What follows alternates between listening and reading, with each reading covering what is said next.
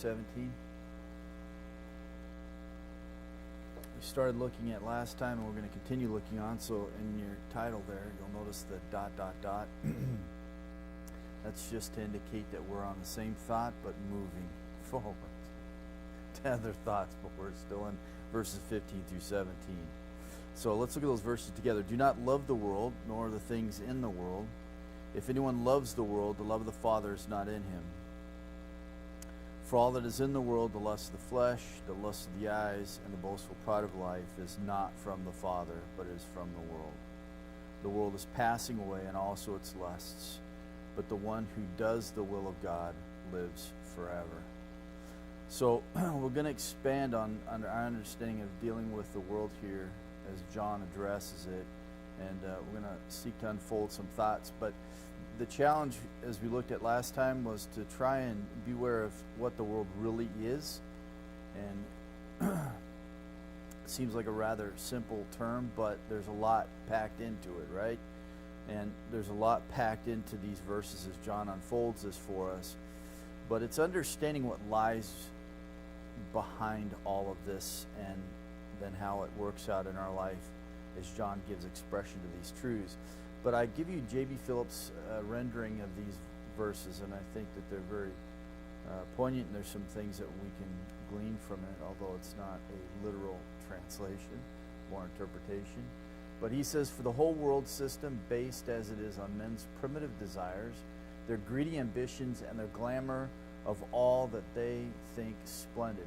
So just that section in and of itself, primitive desires, greedy ambitions, glamour of all that they think splendid, helps us to understand that what we're dealing with here when he talks about not the things in the world, is he's not talking specifically about particular objects.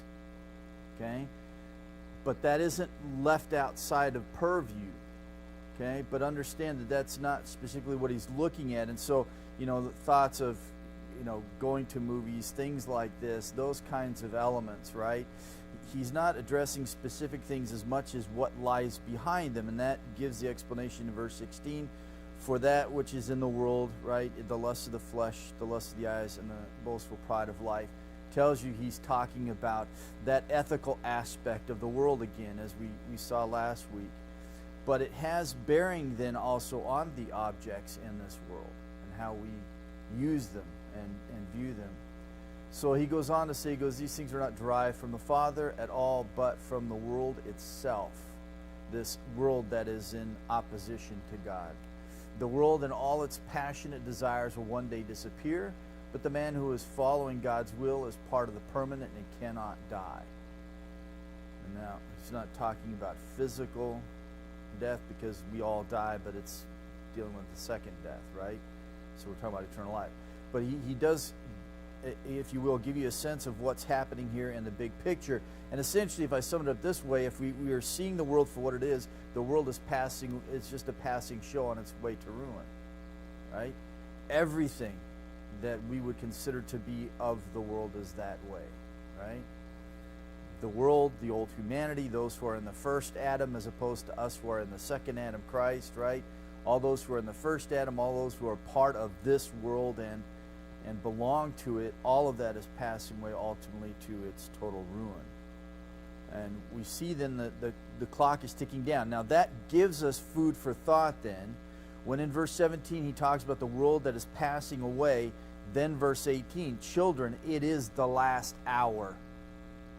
So what he says here in verse 17 about the passing away of the world helps us to understand what he's dealing with in verse 18.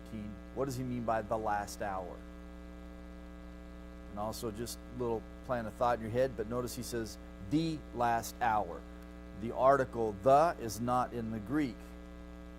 So we're going to discuss that. But again, he's preparing us for what is to come in verse 18 and following. And in verse 18 following, he's going to deal with the antichrists. But also that is also helping us to understand what he means by the last hour. Right? So this world is a show passing away, heading on its way to ruin. We are in the last hour. There are many antichrists, but there's still going to be the antichrist. So that gives us a little bit of sense of where John is going. But just to say to you then, when he is addressing these issues here, our attitude towards the world and towards God the Father, he's setting it in an eschatological context. Part of the problem with us as believers living in this world is that we get focused so much on this world and this life in this world and the preservation of this life in this world. And that becomes part of the problem for us. Okay? I'll give you an example, and then we'll just get into details, but we look at work. Work is a part of everyday life on this earth, right? You need a job because you need to pay your bills. In and of itself, a job is not a bad thing. It's a good thing. It's a benefit, right? It helps us. But if in that job you then begin to trust in that job and the money that comes from that job, rather than in the God who gave you the job and continues to enable you to do the job and keep the job, right? If it becomes the object of trust, it is now displaced God where God ought to be, right? And so then all of a sudden now, what was not a moral issue, ethical thing, right? Something that was good in and of itself now becomes a problem. Okay? So this is what John is going to deal with in a nutshell. This is essentially what he's dealing with. He's not going to focus on specific things. Don't get involved in this. Don't get involved in that. He's going to talk about the force behind it, right? That which animates life in this world. That ethical element that's in opposition to God. Lust of the flesh, right? And so on. And then you go and as you face life, you wrestle with these things, right? And we will come across this often. And that's why when you look at particular generations, certain things are just taboo in one generation and they're not in the next, right? It's the church wrestling with how I'm in the world but not of the world, right? How do I deal with the spirit behind it, not necessarily just abandoning everything that's a part of it. So that is essentially what John is going to deal with in this passage. So we looked at walking light means love, verses 7 through 11, and then we had this aside that comes in 12 through 14, and it gives the basis for why he can appeal to them in this way. They have experienced the forgiveness of sins, the knowledge of God, that intimate, direct knowledge, and then he talks about the fact that they have the Word of God abiding in them, they have victory over the evil one, and that sets him up for what he's going to address in these verses. So there's this element of confidence, assurance as we walk into this. These things are so and continue to be so and will continue to be so, right, as we continue to pursue and walk in the life that God has called us to. But we started looking at walking in light means then separation from the world. And it's not so much separation externally as it is separation internally. What happens with legalism is that worldliness, from a legalistic point of view, worldliness has everything to do simply with action. But John is going to show us that worldliness isn't just about action, things that we do or don't do. Don't go to the movies, don't drink, don't smoke, right? But it's the attitude, right? And so he's going to reveal the fact that it's not, you can still not go to certain places that are doubtful and even harmful, right? It's not merely about that. You could abstain from those places and still be worldly in your attitude. So the thing is that when you come to this passage, you realize that for some people, they might be sitting back going, well, hey, I don't live a worldly life. But you may indeed be living a worldly life. And John intends this warning to apply to everybody. He doesn't leave anyone out. Therefore, he gives these general statements. If anyone, verse 15, loves the world, the love of the Father is not in him. This is inclusive of everybody. And he indicates that then there's no one immune to such a danger. And it's going to be, as long as we are in this world, a constant struggle for us and wrestle for us. But we have encouragement in the fact that there is victory over the evil one. So we walk into this with some sense of hope that we can conquer and overcome. So the warning comes in verse 15, the first line, do not love the world, ton kosmon. And we talked about the fact that the world is used 6 times in 3 verses, which tells us this is the focus of his attention. We looked at the issue of what this word, the world, means, and it basically denotes that which is of order, arrangement, opposite to chaos. In other words, we're talking about an orderly system. And this gives rise to our English words, and sometimes this is good for us to know. I mean, we grow up speaking English, we read it and all of that kind of stuff, but we don't always know where our words come from, and sometimes it's beneficial for us to know this and the significance of them. So, cosmos, the ordered universe. Now, this is intriguing to me. We'll get into this, but evolution will use this term cosmos. It's not consistent with their worldview. And really, according to their worldview, they can't use this term necessarily. Not when they're attempting to explain origin, which they ultimately cannot explain origin, because if all you can do is reduce it back to a big bang, you can't go any further back than that. So they can't even explain origin. Then we have cosmopolitan, literally means citizen of the world. So if you give the expression then a cosmopolitan city, right? We oftentimes refer to that as a melting pot. There's people from all over the place. So Rome and Corinth and so on. And then we talked about last time, we get the word cosmetics from, right? Those things that one puts on in order to bring order out of chaos. Sorry, I couldn't resist.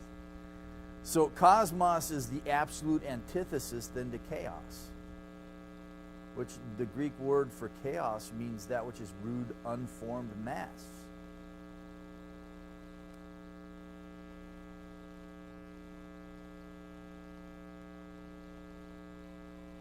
So if we look at chaos, then this is which is interesting, because we have evolutionists that will use cosmos, but really their whole theory is based on chaos and order coming out of that. But no explanation as to how that order comes, right? In and of itself. And they try to then personify creation as being a living being that determines, right? Natural selection. Nature determines those that survive and those that don't, and on and on. And so we have Mother Nature. That's inevitable, right? Because if we see design, cosmos, order, orderliness, right? And then they have to explain all this stuff, they end up having to just find some sort of personal being or acknowledgement of, right? Whether you personify the world or what have you, or if you have aliens that have brought it all into existence. So the Bible, on the other hand, uses cosmos to describe the original condition of the universe as one of perfection, right? So Genesis 1:31, it was very good, not very chaotic. It was very good. The problem with this world is us. God created a world of order, design, right?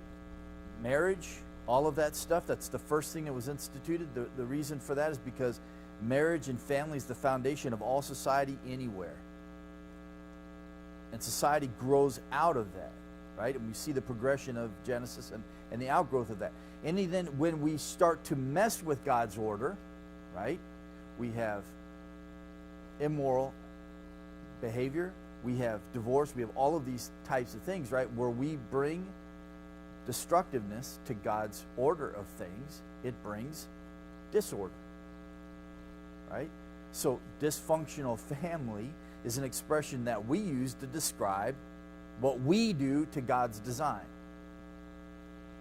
We render it dysfunctional by the things that we do by stepping outside of God's order and design of things. So cosmos is used the first time in the Septuagint, which is interesting. I never knew that until thinking back through this, but in Genesis 2:1 is the first time it's used. Heaven and earth and all their hosts, and literally it is and all the whole world.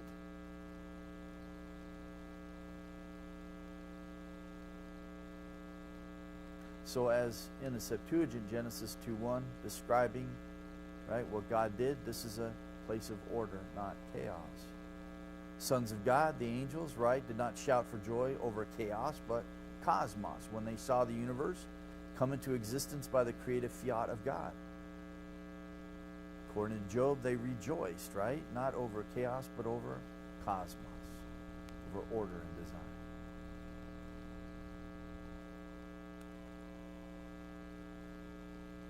So I was thinking back to this. I mean, we can go all the way back to Cain and Abel, essentially. But if you go back to like the Tower of Babel, right? This is a great example of the world, as John is talking about it here, as this opposition, this system against God's system. So in Genesis 11:1-9, it speaks of human society's united rebellion against God at the Tower of Babel, right?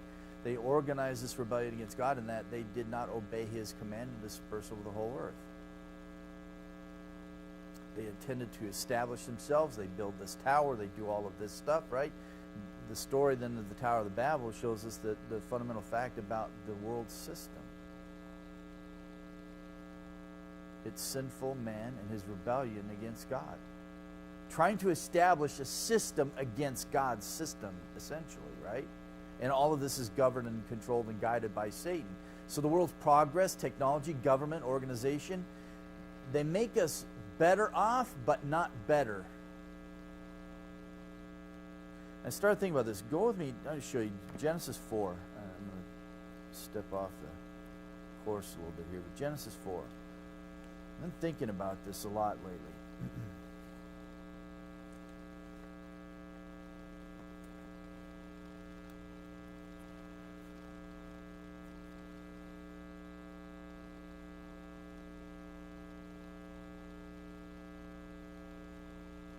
So in Genesis 4, we have discussion that's given to us by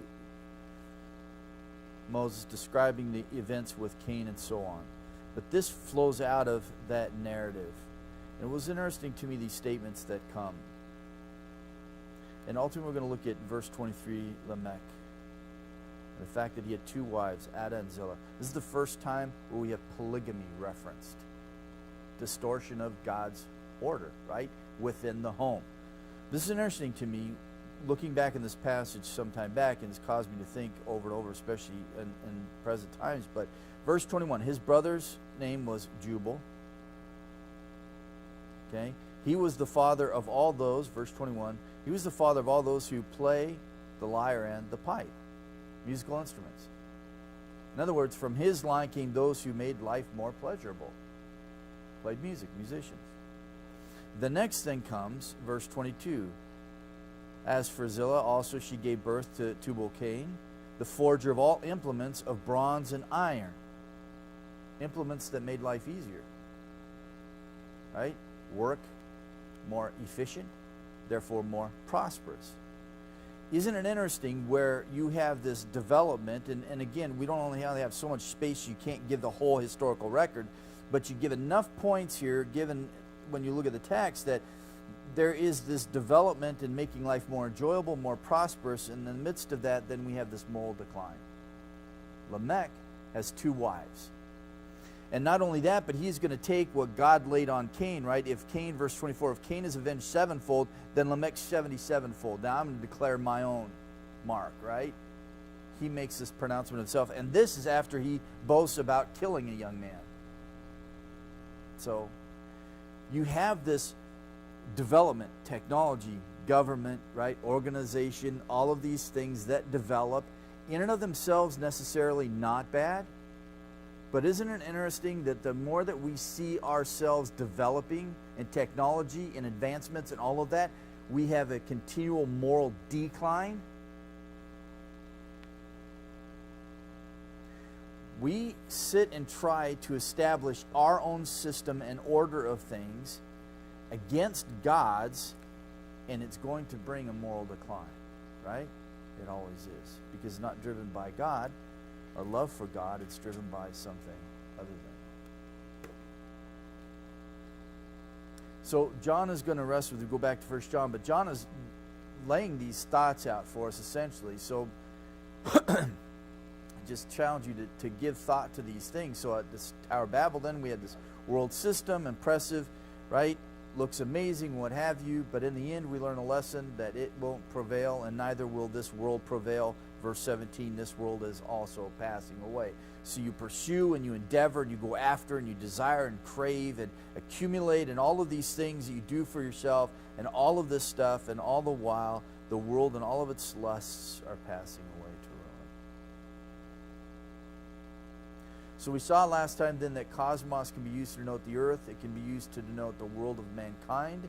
in its various organizations and systems, but understanding it from John's perspective as he lays out here, he's focusing on the fallen aspect of it, and its fallen nature, fallen human race. There's that ethical impart that he focuses on here in regards to this system.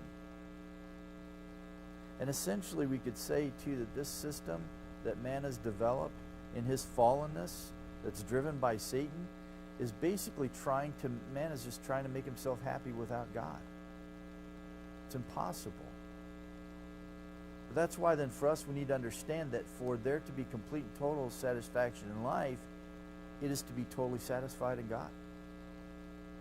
When we can be that way with God, totally satisfied in Him, can we then appreciate the things around us without them becoming objects of worship and displacing God?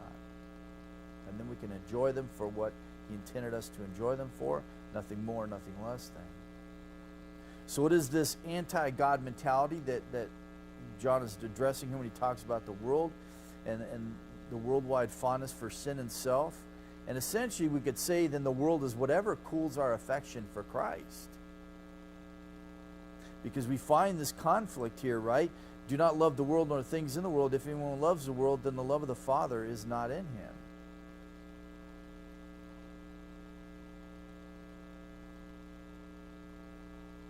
So if you pursue the world, then your love of the Father runs cold.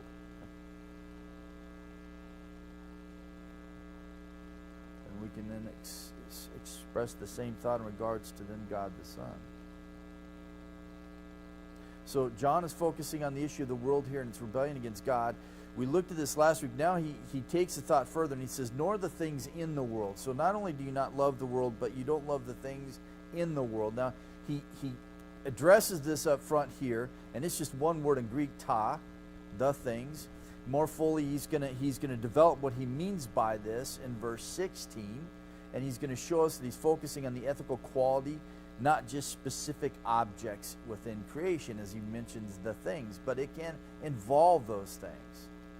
So I would say that when he talks about the things here in verse 15, as then we move into verse 16, when he talks about the things here, not necessarily is he talking about material objects, because in and of themselves they're non-moral, and we can possess them innocently, right? We can have a house and a car and these things, right, in the world. We can possess them innocently, but if they become something that instills in us an attitude of alienation from God, right, now all of a sudden they're not good anymore. So it's just how we use them and view them. So that helps us understand then in verse 16, as he brings this into clear focus for us, he's not talking about merely the objects of the world solely. He's focusing more on the attitudes and the characterization, right, of this world that's in alienation towards God.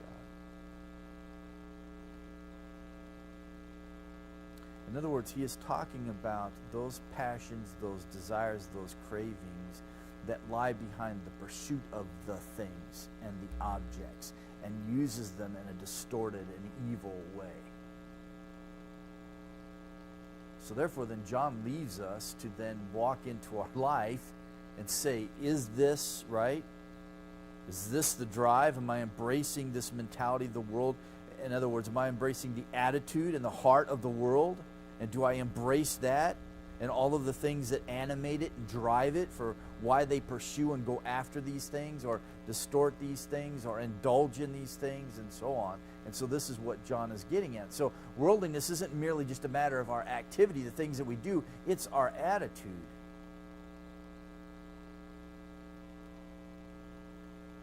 So it is possible then, if we understand what John's talking about here, it's possible for a Christian to stay away from questionable amusements, doubtful places, and still love the world.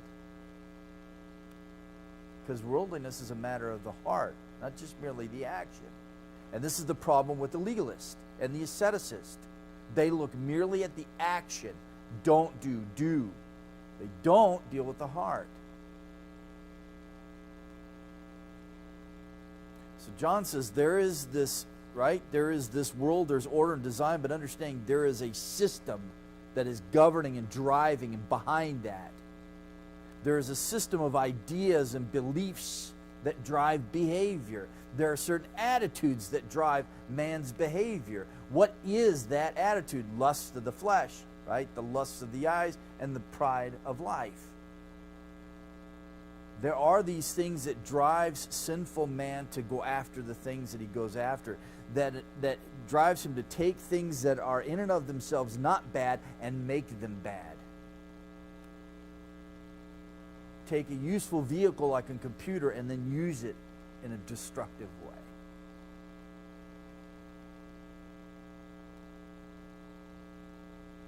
So John is getting, if you will, to the heart of the matter. The matter is always going to be the heart.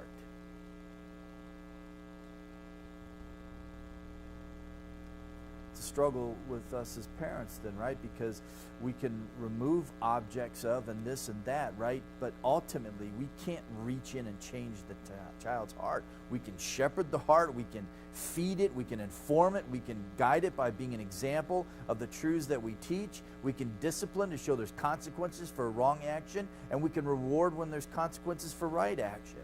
But ultimately, right, that part that we really want to be able to get in and do something about, we can't do.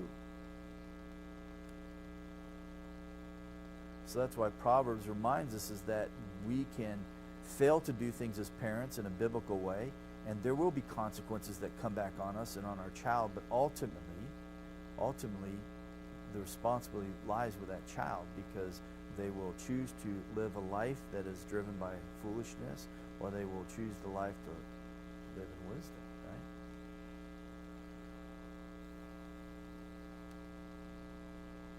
So John is going to then lay out reasons for us for this warning he gives in verse 15.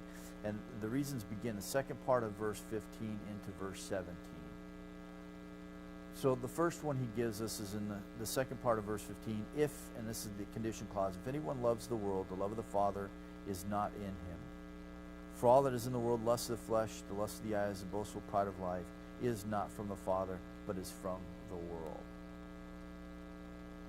So the first reason for the warning, essentially John's saying, is because of what the world does to us and can do to us. How it can influence us. How it can hinder that fellowship with God, because ultimately that's what we're talking about here. How can I be sure that I have this fellowship with God that is unhindered, right? How can I be sure of that? Is that there is separation between myself and the world, or from myself and the world. And not merely physically, so I don't go build a compound up in the mountains somewhere and just withdraw from everybody, right? No, it is the separation internally.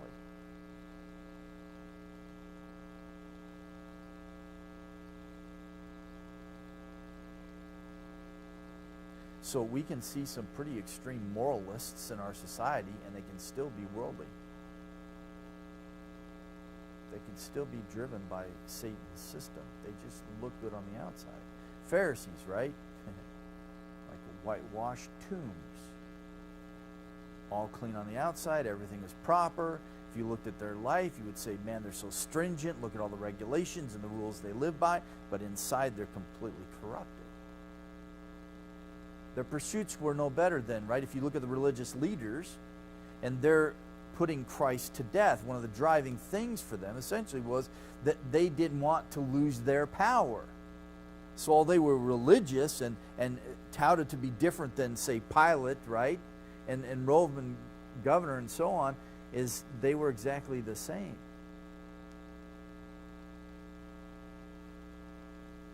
So John cautions us, because this is what the world can do to us, and it can hinder our relationship with God, because John points out that the love of God and the love of the world, they are antagonistic to each other.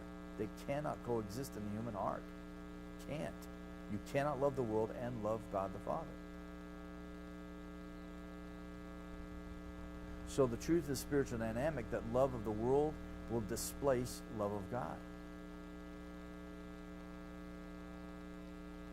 But the reverse of this is also true. Love of God will displace love of the world.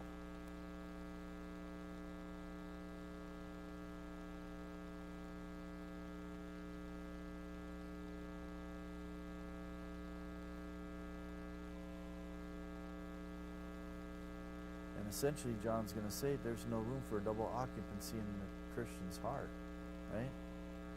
There's only room for one master, and one master only.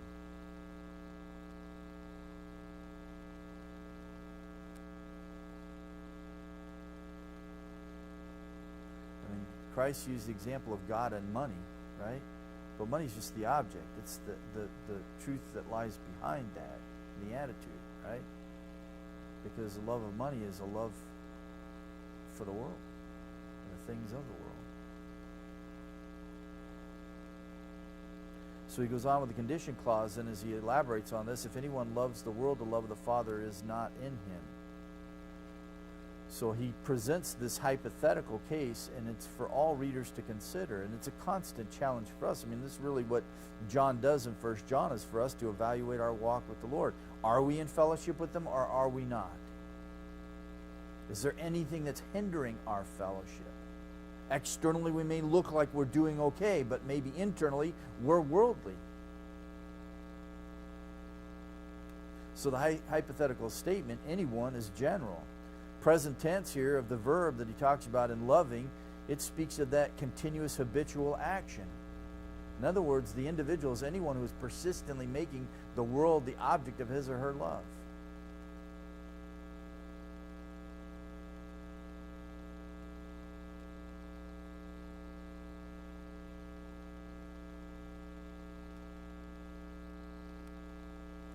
This is a struggle that we have as believers, right? Because even the principles that govern the world, they can sound really good and spiritual. We take them on as believers, not realizing that these are the things that drive the world, not to be driving the church. There's inevitably, there's going to be conflict. Fight for my rights, because it's a good thing, right? Stick up for yourself. Fight for your rights. Jesus says, if someone strikes you on the cheek, you do what? You turn to him the other also.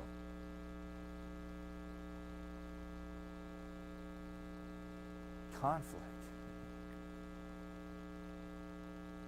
Sometimes we do this with our finances. I have to be a good steward of the money that God has given me. Usually that's a way in which we cloak how to keep more money for ourselves rather than help other people out. You look at the widow who gives her last mites, right? And as Mark presents it, she gave her life away because she gave everything she had. She's a widow. She had no one to take care of her. And in the nature of the times, this is why it's good to know the historical context, but the religious leaders, they were taking homes away from widows and selling them out from underneath them. So then they had no home to live in. So you left these women destitute. And here is this woman in this historical context, in this moment of her life, and she gives everything she has left. We would say that's not very much common sense, right? We would say that's not something you do. Not very sensible. Jesus does what? Praises her for it.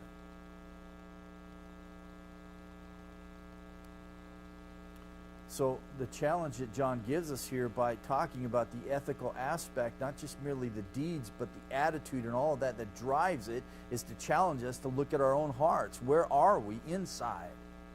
Because that inevitably will manifest itself outside.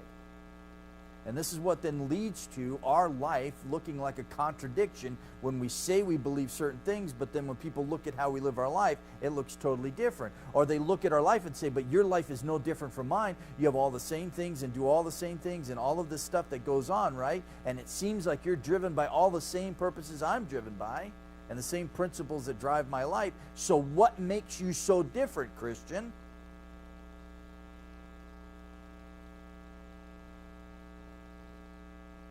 So this is what John is trying to do all the way through this book, is to ensure for us that we have genuine fellowship with God and that we are walking in that fellowship with him, but not to be self-deceived in any way.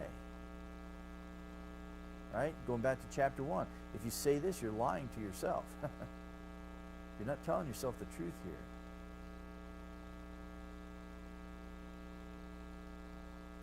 So anyone who loves the world, the inevitable result is the love of the Father is not in him. Now, this is an interesting expression because there are several ways it can be taken. This is the only time this phrase is used in all the New Testament.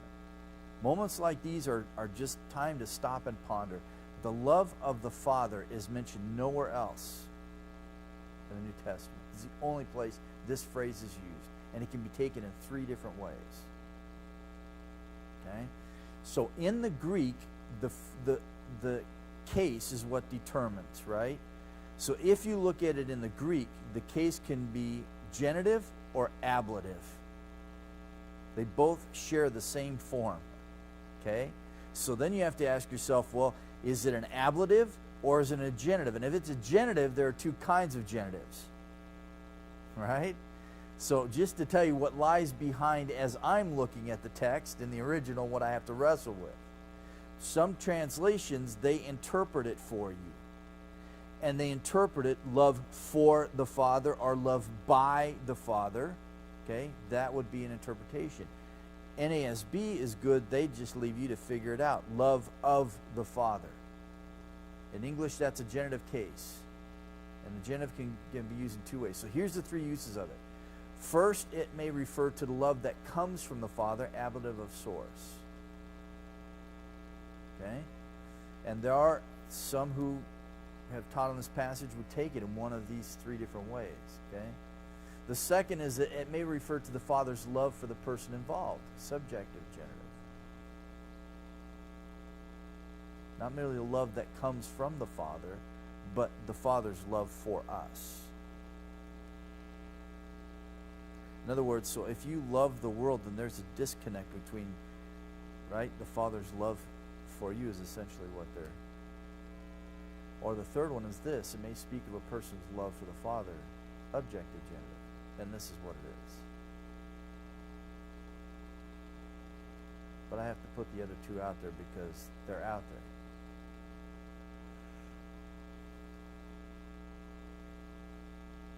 So if I were to interpret it, it is the love for the Father is not in him.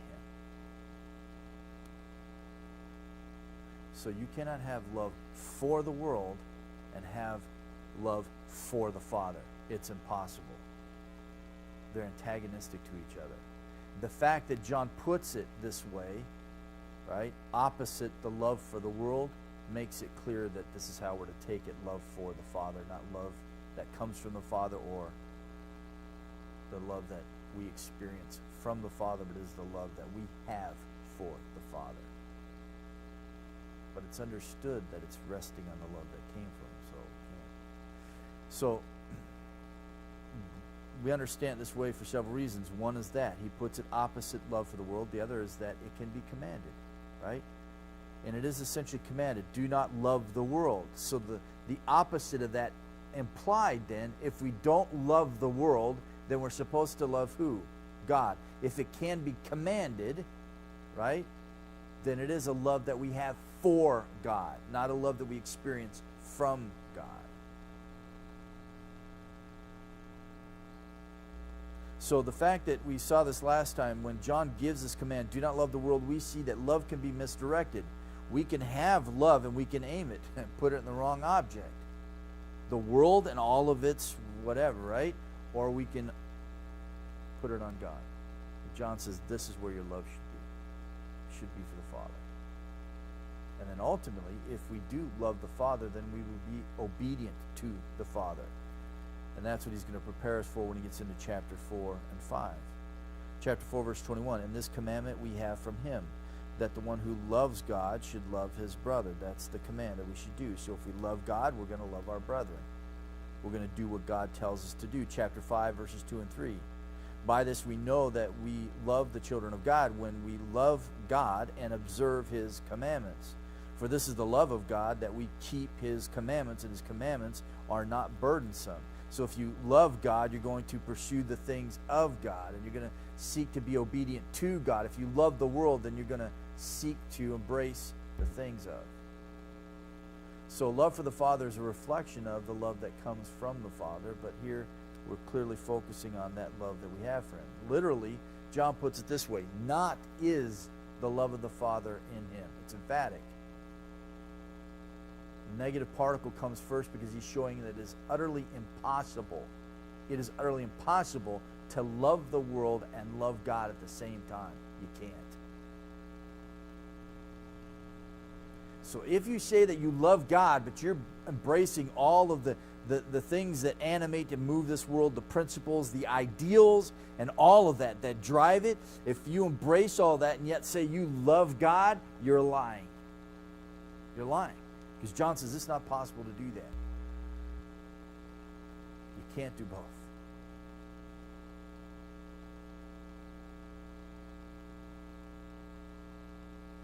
So what John does for us over and over in 1 John is he tells us, like, sometimes we try to live our life thinking that somehow we can put one foot in the world and one foot in the church. Right? You can't. There's no riding the fence with John, right? Darkness, light. Love, hate. Right? Everything is so rigid. Everything is so defined. Everything is just, look, it's this side or that side. There's no in between. This is part of the reason why I think 1 John is so poignant for the church today. We've been trying to ride that fence for way too long. And the world sees that. And they say, well, what's good, the life you're offering, because it's no different than what we're living.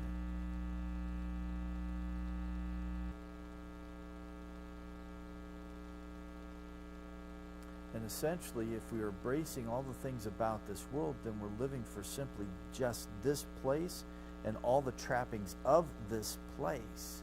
Then essentially, whatever life that we try to offer the world in our message is just as fleeting as the world itself, right?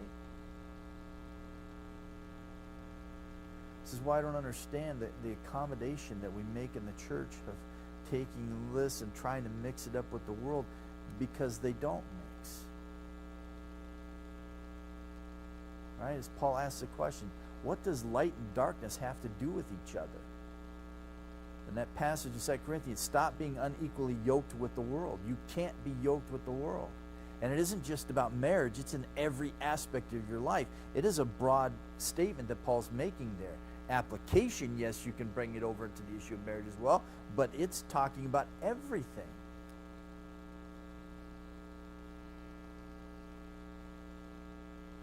And if we're honest, then we look at our own life, we're also unequally yoked with the world. So again, the thought then here is similar to what Christ taught concerning serving two masters, or by James's teaching on the fact that you cannot be a friend both of the world and a friend of God at the same time. You can't. Pick your friends and pick them carefully.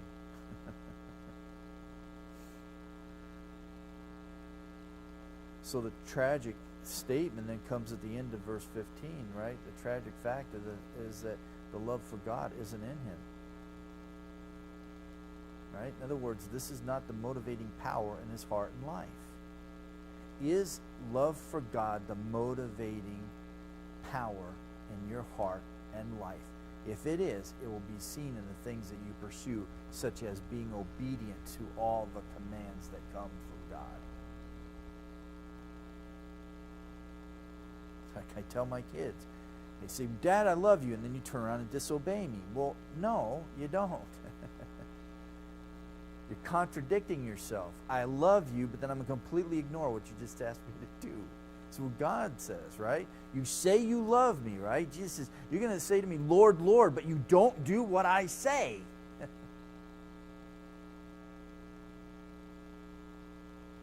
And if you see that at the heels of the Beatitudes, right? It's a pretty sobering declaration. Because in reality, as I look at even my own life at the Beatitudes, I realize I'm in so many ways that best version of what the world offers, but no different. So then in reality, Christ can be saying to me, why do you call me Lord, Lord, and don't do what I say? The world lends and expects in return. They even expect interest. We do that. We lend to people in the body, but then we expect payment back and with interest. How is that different than the world? It's not. So then you can't say you love God when you're embracing the operation of the world. So tell my kids, someone asks for it, you just give it to them. Just give it to them. Not to mention, that just relieves stress, right?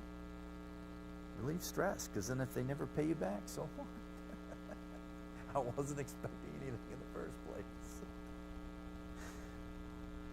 But you see how John is getting to this, right? I mean, if you walk away tonight with anything, it's just that, right? Worldliness isn't just the actions that we do, it's the attitude. It is where our heart is. It's what drives us. This is what he's going to get at with the lusts of the flesh. He's not talking about the physical body. He's talking about the sinful human nature. Drives you. It's what takes all these things that God designed and made them good, and you corrupt them because you're driven by that, not by love for God. If you're driven by love for God, then you will use things as He created them and intended them to be used, right? And then we glorify God in the use of those things.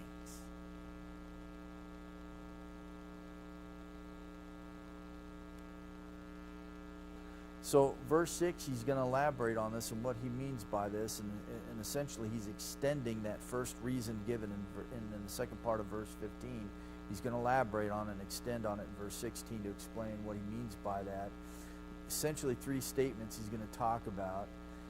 And he's going to address the issue of the lust of the flesh, the lust of the eyes, and the boastful pride of life. And next time we'll come back and look at these. What does he mean exactly by these things? Just tell you that some immediately go to Eve in the garden and all of this stuff.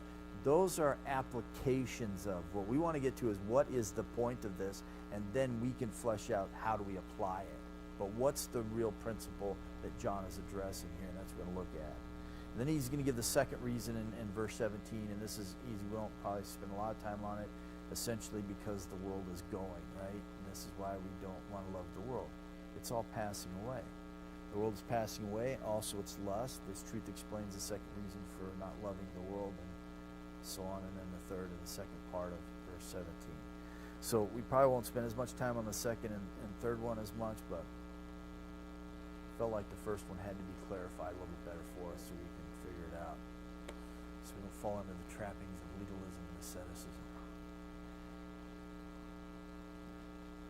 Because we might just find out we're just cleaned up reprobates is all.